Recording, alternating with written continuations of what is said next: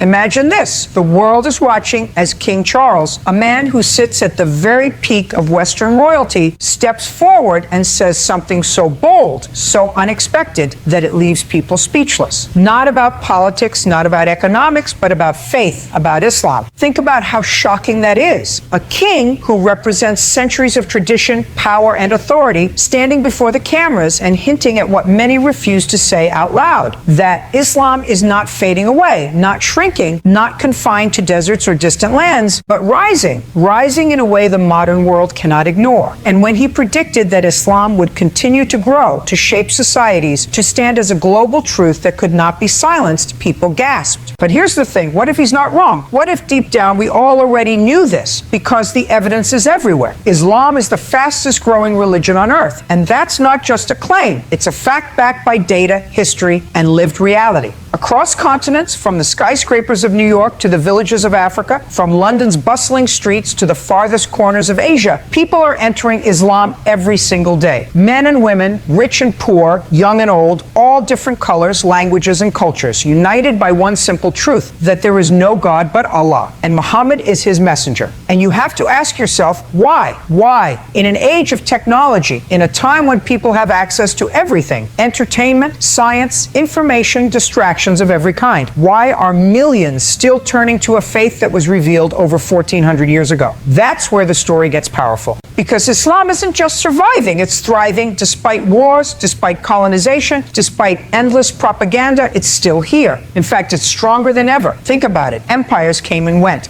The Romans ruled, then collapsed. The Persians had power, then vanished. Colonial powers dominated, then crumbled. Modern superpowers rise and fall with every century. But Islam remains. It has been tested by fire, drowned in blood, attacked by every force imaginable, yet it rises again and again like a tree whose roots run too deep to ever be pulled out.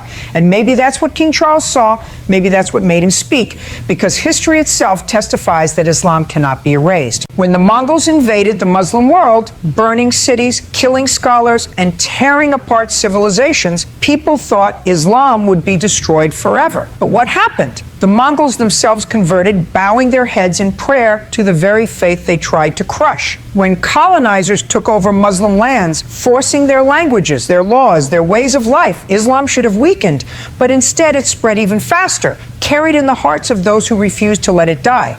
And today, in the 21st century, with all the stereotypes, with all the hate, with all the misinformation that fills the news, Islam is still growing. In fact, it's the very attacks on Islam that are making people curious, making them research, making them discover the truth for themselves. Because you can demonize something for only so long, eventually people want to see what's behind the curtain. And when they open the Quran, when they listen to Muslims explain their faith, when they feel the peace of the prayer, they realize something shocking. This is not what they were told. This is not terror. This is not backwardness. This is truth. A simple, powerful truth that speaks to the human soul, that life has meaning, that God is one, that we are here for a purpose greater than chasing money or fame or fleeting pleasure. And here's the part that makes it unstoppable. Islam doesn't just belong to Arabs or Pakistanis or Africans. It belongs to humanity. It's universal. It doesn't care about your color, your passport, your bank account. It speaks directly to the heart. And in a world full of chaos, anxiety, and emptiness, that message feels like water to a thirsty soul. That's why Islam is growing. That's why the numbers are unstoppable. And that's why when King Charles made his bold statement, it wasn't just a royal opinion, it was a reflection of reality. Whether people love it or hate it, Islam is not going anywhere. In fact, it's only getting stronger. And maybe, just maybe, the question isn't will Islam rise, but are you ready for it? Because history has already answered the first one. Now let's be real. Why do people in a world full of options keep turning toward Islam? Why is it that when someone searches for meaning beyond the surface level of life, when someone is tired of the endless chase for material success, when someone is broken, lost, or simply curious, they often find themselves standing at the doors of Islam? This is the part that shocks so many critics, because they expect Islam to be something people are forced into, something outdated, something irrelevant to the modern mind. But the truth is the exact opposite. People are running towards Islam, not away from it. They're choosing it freely from every walk of life, in countries where Muslims are a tiny minority, in societies where there's no social advantage to converting, no worldly benefit to gain, yet they embrace it anyway. Why? because Islam offers what nothing else can: clarity, purpose, and peace of heart. It tells you that God is one, eternal, above everything, and not divided into complicated philosophies or man-made contradictions. It tells you that life is not random, that you are not an accident of evolution or a number in a system, but a soul with dignity, honor, and responsibility. It tells you that success isn't about how many zeros are in your bank account or how many followers you have on social media, but about the purity of your heart, the goodness of your actions, the justice you uphold, the compassion you show to others. And this message doesn't belong to one people, it belongs to all of humanity. That's why Islam has no chosen race and no monopoly on truth. It tells a white man in London, a black woman in Lagos, a farmer in Indonesia, a student in America, the exact same thing. You are equal, you are dignified, and you were created to worship the one God. And in a world drowning in racism, inequality, division, and arrogance, this message is revolutionary. That's why Islam continues to grow even where it's most hated. People read the Quran and are stunned by its clarity, by its simplicity, by the way it pierces the heart. They see Muslims bowing their heads in prayer 5 times a day and wonder what makes someone that devoted. They see Ramadan, when millions fast from dawn till sunset, not for health trends or diets, but purely for the sake of God, and they can't help but admire it. They see the unity of Hajj, millions dressed in the same white cloth, black, white, Arab, Asian, rich, poor, all circling the Kaaba together as one body. And they realize this is not just ritual, this is equality in action. And suddenly, stereotypes start to break. Suddenly, the false images painted by the media fade away, and what shines through is the beauty of a way of life built on discipline, faith, family, and peace. And here's something else that rattles the critics. Islam doesn't just survive modern challenges, it thrives on them. The internet, which they thought would destroy religion, has actually become the biggest dawah machine in history. A TikTok video of someone reading Quran, a YouTube clip of someone explaining prayer, a podcast about a reversion story. These are changing lives every single day. That's why Islam is spreading faster in the West than anywhere else, despite all the propaganda. Because once people actually learn, once they strip away the noise, they realize Islam isn't the monster they were told about, it's the truth they were searching for all along. And maybe that's why King Charles' words hit so hard, because he wasn't just making a prediction about numbers or statistics. He was pointing to a deeper reality.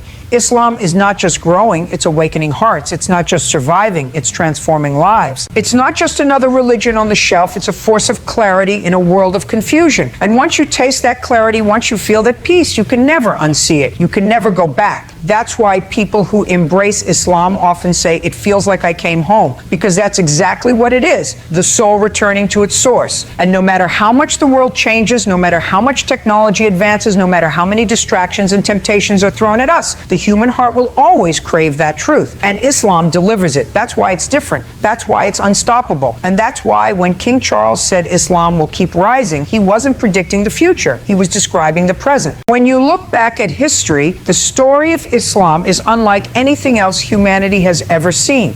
Every empire, every civilization, every ideology has had its rise and its fall, glorious beginnings followed by painful endings. The Romans built cities, aqueducts, and laws, but eventually collapsed under their own weight. The Persians commanded vast armies and riches, yet they too were wiped off the map. The Mongols stormed across continents, burning, killing, and conquering, and for a moment it looked like nothing could stand in their way. Colonial powers stretched their flags across the globe, forcing languages, laws, and cultures onto millions of people, yet today they are shadows of what they once were. But Islam is different. Islam was born in the deserts of Arabia, revealed to an unlettered man, Prophet Muhammad, in a small corner of the world, yet it outlived them all. When the Mongols came with fire and blood, people thought it was the end of the Muslims, that the cities of Baghdad and Damascus would never recover. But what happened instead? The Mongols themselves embraced Islam. The very people who tore down mosques began to build them. The swords that were once raised against Muslims were now raised to defend the call of La ilaha illa Allah. That's not coincidence, that's destiny. And when colonial powers invaded Muslim lands centuries later, they brought armies, technology, and force. They banned the Arabic language in schools. They mocked the Quran. They tried to dismantle Islamic law. They forced new systems, and they thought they could erase centuries of faith. But the exact opposite happened. Islam survived in the hearts of the people. It was whispered in secret gatherings, recited in hidden schools, taught from memory when books were banned. And when the colonizers finally left, Islam was still there, unchanged, unbroken, still guiding millions. Even in the modern age, when media empires spend billions to portray Islam as violent, backward, and extreme, people are not turning away, they're turning towards it. That's the miracle. Every attempt to destroy Islam has only made it stronger. Every attack has only opened more eyes. Every insult has only created more curiosity. And the beauty of it is, Islam doesn't need armies or wealth to survive. Its strength doesn't come from palaces or politics. It comes from truth, from the Quran that has never changed in over 1,400 years, from prayers whispered in the night by believers who never give up, from the unity of a billion voices saying the same words 5 times a day, facing the same direction, bowing to the same creator. That's why Islam is still here, and that's why it will always be here. Because while empires are written in history books, Islam is written in the hearts of people, and hearts can't be conquered. That's what King Charles saw when he made his bold statement. He wasn't just speaking as a king, he was speaking as someone who studied civilizations, who saw how the so-called powers of the world rise and fall. But Islam continues. Think about it. If Islam could survive the Mongols, colonization, wars, and the modern propaganda machine, what makes you think it will stop now? If it couldn't be erased by fire and blood, do you really think it can be erased by hashtags and headlines? No chance. Islam has something deeper, something indestructible, something no army can touch. The truth. And the truth doesn't die.